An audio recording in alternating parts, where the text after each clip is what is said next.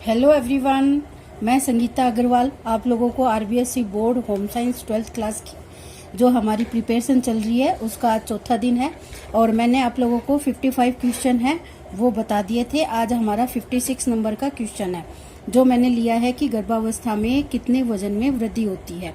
तो पूरी जो हमारी गर्भावस्था होती है 9 महीने की, उसमें 10 से 12.5 किलो तक वजन में वृद्धि होती है।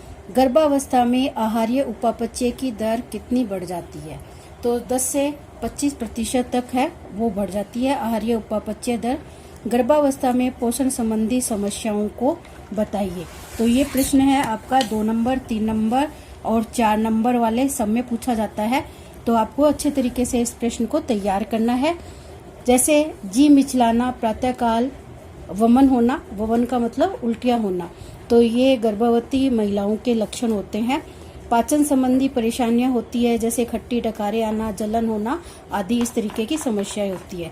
रक्त अल्पता देखी जाती है। ये रक्त अल्पता का क्वेश्चन अलग से आता है। अगर किसी का 11 हीमोग्लोबिन से कम होता है गर्भावस्था में तो वो रक्त अल्पता मानी जाती है, तो वो भी आपको ध्यान रखना है। तो एक होता है उच्च रक्तचाप, हाई ब्लड प्रेशर होता है। सूजन हो जाती है, ये भी मैंने आपको बता दिया, जिसे हम ओडिमा के नाम से जानते हैं। पैरों में बाइटें आना आदि, इस तरीके की परेशानियां होती है। ये भी अलग से प्रश्न पूछा जाता है कि पैरों में बाइटें हैं वो किसकी कमी से आते हैं। तो ये प्रश्न हमारा है कि शरीर में जब कैल्शियम और आयरन की कमी हो जाती है तो महिला में गर्भावस्था में बाइटें आना प्रारंभ हो जाते हैं। अब मैंने आपकी बुक में जितने भी फुल फॉर्म वाले प्रश्न हैं वो लिए हैं। तो इसमें से एक प्रश्न, 2 प्रश्न है वो पक्के आते हैं।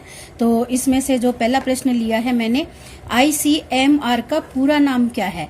आप जितनी भी आपकी बुक के अंदर टेबल देखते हो आहार व्यवस्था से संबंधित, उस सारी टेबलों को ऊपर ये दिखाया जाता है कि ये टेबल है वो ICMR के द्वारा बताया गया है।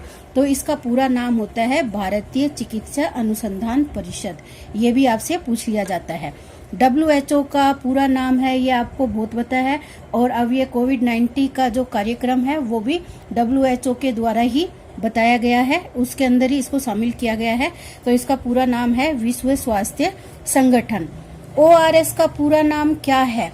ORS का पूरा नाम है ओरल रिहाइड्रेशन सॉल्यूशन, जो कि दस्त की समस्या के अंदर ये घोल है वो तैयार करके दिया जाता है। pH का पूरा नाम क्या है? ये आपके जो जल वाला क्वेश्चन है वो जल का pH है, वो लास्ट ईयर ही पूछा गया था ये प्रश्न। pH का पूरा नाम बोला जाता है कि पावर ऑफ हाइड्रोजन, जो कि जल का बताया गया है 6.5 से 8.5 के मध्य पाया जाता है। FSSAI का पूरा नाम क्या है? ये भी बहुत मोस्ट इम्पोर्टेंट क्वेश्चन है। इसका पूरा नाम है food safety and standard authority of India, जो कि 2006 में बनाया गया था। FSSA का पूरा नाम क्या है? Food safety and standard act 2006, जो कि खाद्य पदार्थों में मिलावट से संबंधित ये अधिनियम तैयार किया गया था। FSSAI का मुख्यालय कहाँ है?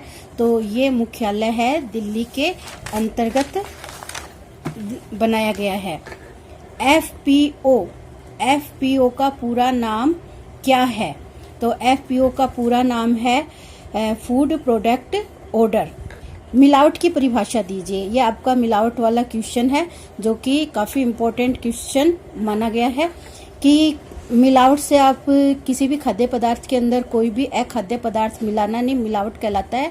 साथ साथ में उसमें से जो कीमती पदार्थ होता है वो उसके अंदर से निकाला भी जा सकता है। तो मिलाना और निकालना, जैसे दूध से क्रीम निकालना, और आप किसी भी अनाज के अंदर कूड़ा करकट, तिनके, मिट्टी मिला देना, तो ये दोनों तरीके की मिलावट है, वो मिलावट के नाम से जानी जाती है। मिलावट कितने प्रकार की होती है? 2 प्रकार की होती है। एक उद्देश्यपूर्ण मिलावट होती है और एक आपातिक मिलावट होती है।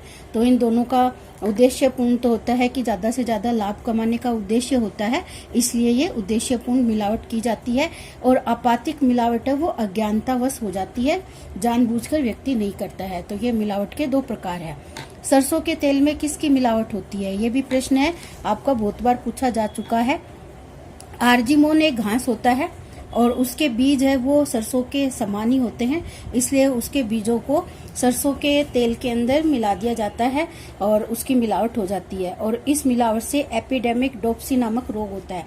तो ये दोनों प्रश्न पूछे जा सकते हैं कि सरसों के तेल में किसकी मिलावट होती है, इससे कौन से रोग होने की संभावना रहती है। डीडीटी का पूरा नाम क्या है?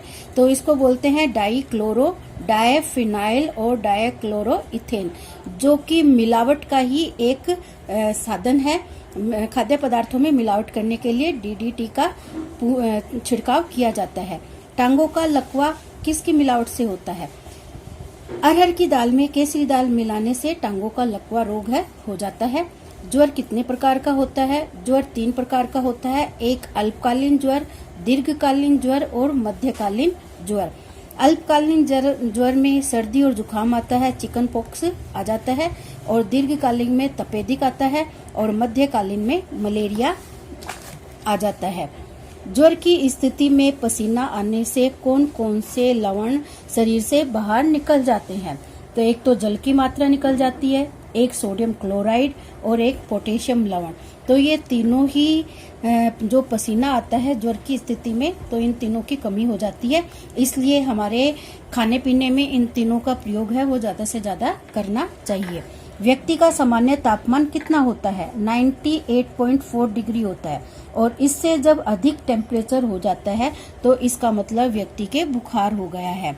धात्री अवस्था किसे कहते हैं? धात्री अवस्था का मतलब है बच्चों के जन्म के बाद की अवस्था, जिसमें माता अपने बच्चे को स्तनपान कराती है, वही अवस्था धात्री अवस्था कहलाती है। आगे का एक प्रश्न और है, एक स्वस्थ भारतीय महिला कितना दूध प्रतिदिन स्त्रावित करती है? तो 850 मिलीलीटर दूध है वो प्रतिदिन स्त्रावित करती है अगर वो महिला स्वस्थ है, और अगर वो थोड़ी बहुत कमजोर है तो वो 500 से 650 ग्राम तक दूध का स्त्राव करती है। तो दूसरी वीडियो के साथ मैं फिर वापस आप लोगों से मिलूंगी। आज के लिए इतना ही काफी है। अगर आपको मेरे क्वेश्चन अच्छे लग रहे हैं और अगर आप मेरे क्वेश्चनों के अनुसार आप तैयारी कर लेते हो तो आपके 100% क्वेश्चन है वो यही मिलने वाले हैं बोर्ड एग्जाम के अंतर्गत। तो प्लीज आप लोग ये क्वेश्चनों को ध्यान से पढ़ना और याद करना और मेरे वीडियो को सब्सक्राइब करना। ओके बच्चों।